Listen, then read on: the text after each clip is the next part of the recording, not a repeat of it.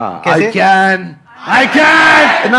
Come on, one more time. I can. I will. Bounce back. Bounce back.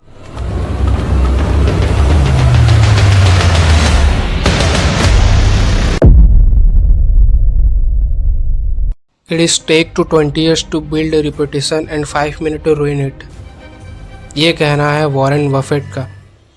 Actually 11 दिसंबर 2023 को संदीप माहेश्वरी के channel पर एक video आती है जिसका टाइटल होता है बिग स्कैम एक्सपोज्ड, जिसमें दो लड़के बड़े यूट्यूबर और एक बिजनेस कोच पर आरोप लगाते हैं कि उनको 35,000 और 45,000 और 50,000 के नाम पे स्कैम किया गया है, पर वे दोनों किसी भी इंसान का या फिर किसी भी व्यक्ति को मेंशन नहीं करते। अब इस वीडियो में संदीप माहेश्वरी ने MLM को, जो कि एक मल्टी लेवल मार्केटिंग है, उसको एक पिरामिड स्ट्रक्चर वाला बिजनेस मॉडल स्कैम बताया। इसमें सिर्फ उन्हीं लोगों को फ़ायदा होता है जो उनके टॉप पर बैठे होते हैं, और जो बॉटम ऑफ द पिरामिड होते हैं उनको बलि का बकरा बनना पड़ता है और वो लॉस में जाते हैं। संदीप माहेश्वरी के इस वीडियो के बाद एक इंसान का प्रतिक्रिया सामने आता है, वो थे विवेक बिंद्रा। उन्होंने डायरेक्टली संदीप माहेश्वरी को इस वीडियो के लिए खुद को टारगेट बताया और उन्होंने खुला चैलेंज दिया, और उन्होंने कहा कि संदीप माहेश्वरी ये सब अपने वीडियो पे व्यूज़ और लाइक्स के लिए कर रहे हैं। मगर यहाँ ध्यान देने वाली बात यह है कि संदीप माहेश्वरी ने अपना चैनल मोनेटाइज नहीं किया है। इसका मतलब ये है कि उनका चैनल फ्री ऑफ कॉस्ट है, उनके चैनल से उनको कुछ भी अर्निंग नहीं होती है।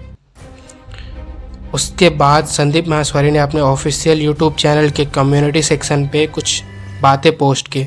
मेरी टीम पर मेरे नवीनतम वीडियो को हटाने का बहुत दबाव है, मैं इसे बिल्कुल स्पष्ट कर दूं, हम इसे किसी भी हालत में नहीं हटाएंगे।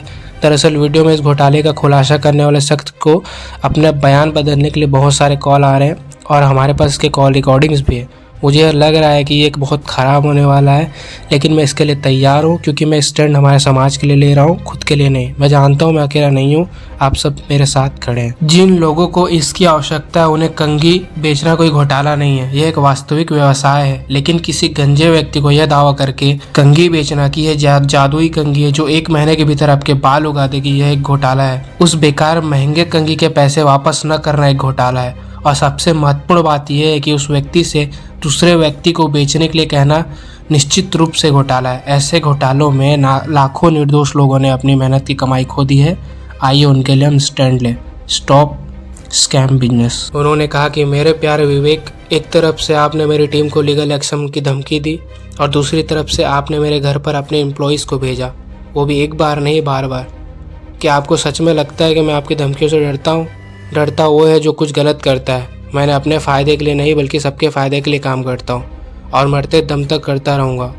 आप जैसे लाखों लोग मिलकर भी मुझे नहीं रोक सकते, और मुझे अकेला समझने की गलती मत करना। पूरी यूट्यूब कम्युनिटी मेरे साथ है। सारे यूट्यूबर्स छोटे बड़े सब आपको अब खुलकर एक्सपोज करेंगे। आपका नाम लेख करके आपके बड़ा बिजनेस के बारे में खुलकर बात करेंगे। इसको फ्रीडम ऑफ स्पीच कहते हैं। किस किस को धमका कर उनका वीडियो डिलीट कराओगे? एक डिलीट होगा, हज़ारों वीडियो और बनेंगे। पब्लिक से कोई नहीं जीत सकता, फिर चाहे वो कोई PM हो या फिर CM हो। तुम चीज़ ही क्या हो? Now it's public versus Vivek Bindra. उन्होंने 3 biggest mistake of Vivek Bindra बताया है। पहला, हमारी टीम ने मेरे वीडियो से उसका नाम संपादित किया क्योंकि इसका उद्देश्य किसी विशेष व्यक्ति या कंपनी को लांछित करना नहीं था। यह वीडियो जन कल्याण के लिए जागरूकता फैलाने के लिए था, किसी तरह के लिए विवाद के लिए नहीं। लेकिन उन्होंने सोचा कि हमने उनका नाम इसीलिए नहीं लिया क्योंकि हम उनसे डरते हैं, जबकि ये उनकी बहुत बड़ी गलती है। दूसरा, उन्होंने अपने लोगों को मेरे घर और ऑफिस भेजना शुरू कर दिया। क्यों? मैंने अपने पूरे जीवन में केवल उनसे एक बार बात की, वह भी उस दिन जब मेरी टीम ने उन्हें अपने स्टूडियो पर आमंत्रित किया था। वह ना तो मेरा मित्र है न मेरा शत्रु। वह मुझे क्यों डरा रहा था? इसकी आवश्यकता नहीं थी, यह उनकी दूसरी बड़ी गलती थी। तीसरी, वह वास्तव में कुछ इमेच्योर करने की योजना बना रहे हैं, यह उनकी तीसरी सबसे बड़ी। उन्होंने कहा कि विवेक बिंद्रा ने मेरे वीडियो को डिलीट कराने के लिए एक सिविल सूट दायर किया है। हालांकि जब मेरे वकीलों ने माननीय न्यायालय को सूचित किया कि मेरा वीडियो सच्चा है, तो अदालत ने मेरे लिखित पक्ष पर विचार किए बिना मुझे इसे हटाने का निर्देश देने से साफ इनकार कर दिया। दरअसल माननीय न्यायालय ने शांति के हित में दोनों पक्षों को मामला लंबित रहने तक एक दूसरे के खिलाफ वीडियो प्रकाशित नहीं करने को कहा।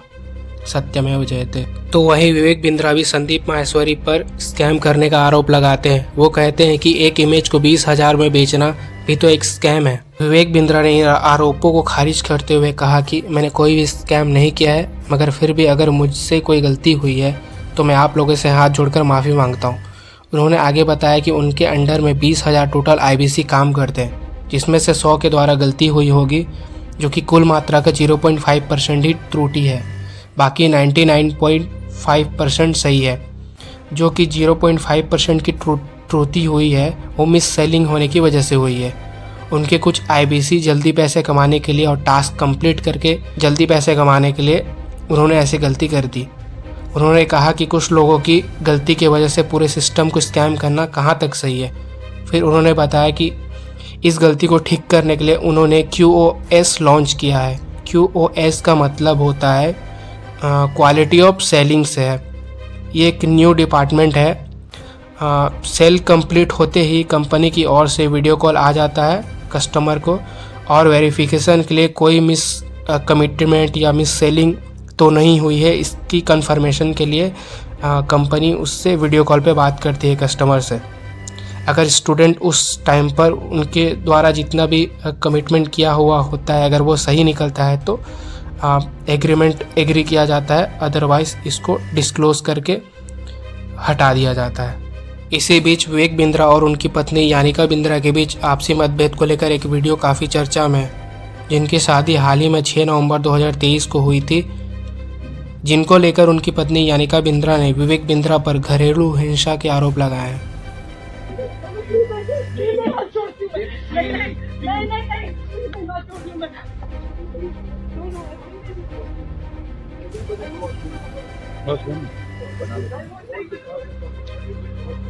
पूरे यूट्यूब कम्युनिटी पर संदीप माहेश्वरी वर्सेस विवेक बिंद्रा बहुत ही ट्रेंडिंग पर चल रहा है, जिसको लेकर के इंडिया के बहुत बड़े बड़े यूट्यूबर्स भी इसमें अपनी प्रतिक्रिया दे चुके हैं।